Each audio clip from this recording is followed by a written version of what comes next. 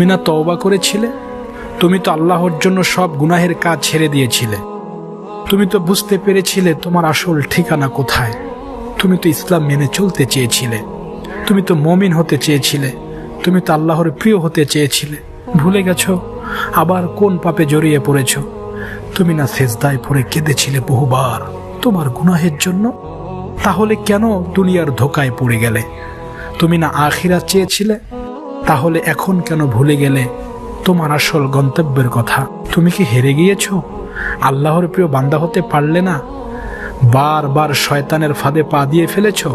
সমস্যা নেই, এখনো সময় আছে। তুমি মরণের আগ পর্যন্ত লড়াই করে যাও।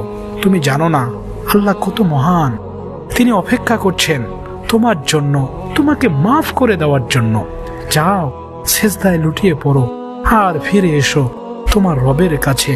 বিজয় তোমার হবেই হবে ইনশাআল্লাহ।